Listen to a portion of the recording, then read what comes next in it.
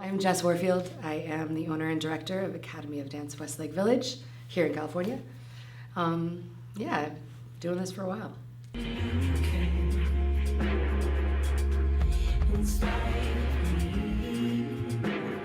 Did you make your heart beat faster than I could?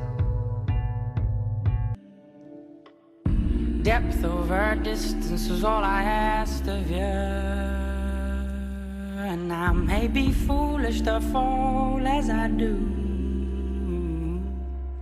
Still there's strength in the blindness you feel. Friends. Yeah, they're my friends. That's they tell you not to hire your friends because it gets complicated. And it has gotten complicated. I've had to cross a couple of bridges that were a little weird, but for the most part, it's just I've been really fortunate to hire people that believe in this and believe in our kids and have the same kind of philosophy that I do.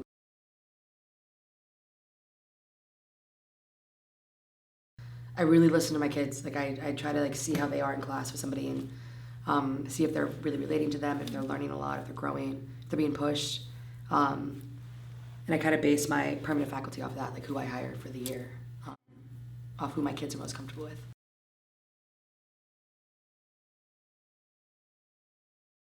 We improv every day. We focus on contact improv and group improv, and I always ask them to do improv exercises that put themselves in somebody else's shoes, or the intentions that we work on are never based on the own ego. It's based on if you are in this situation, you are relating to this person. How would this person feel if you said that to this person? We never do anything that is in here. That and just the language that we use. Whenever I talk about the studio, I don't say my studio. I don't say this is my place, I'm the boss, you listen to me. It's always our studio. These are our kids. We're in this together. That's your sister. We're a family. It's the more that it always starts from the top. So the more that they see that I, as much as I can anyway, and I'm not saying this is all because of me. I try to make it happen from up top. That I am just as supportive of the 2-year-old that walks in this door as I am to the 18-year-old that might be a professional dancer. I don't care, They see that, and they see that we do have some of the famous kids that come in here and train with us sometimes, and we don't treat them any differently than we do them.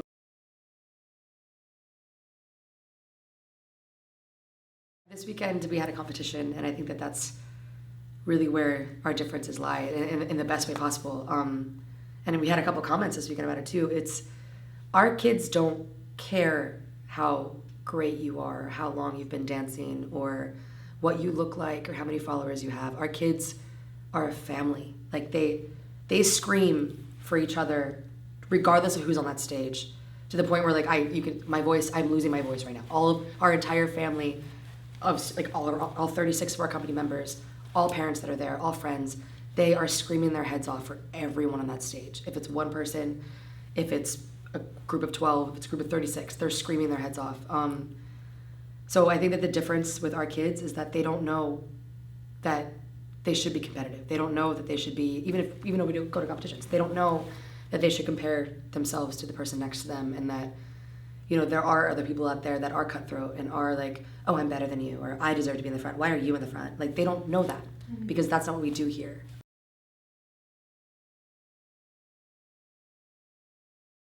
I joke around and say that it's almost like we're the Isle of Misfit Toys.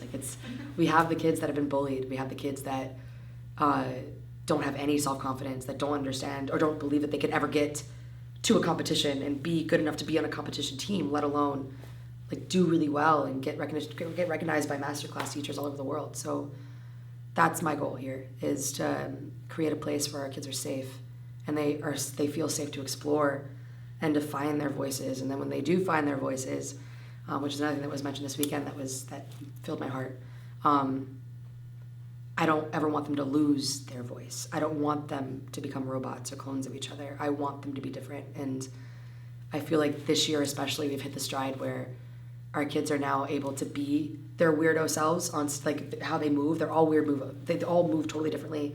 They're weird movers. But now it works together as a group. Whereas previous years, they were still trying to find it. You could really tell how different they were.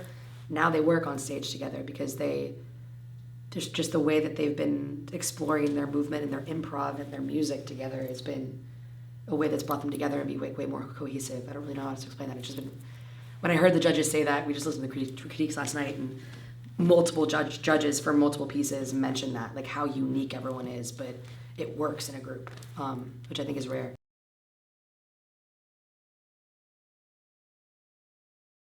Fake it till you make it is our our motto here, and no one's allowed to judge anyone here. So, you can be the weirdest person in the world. Come on over,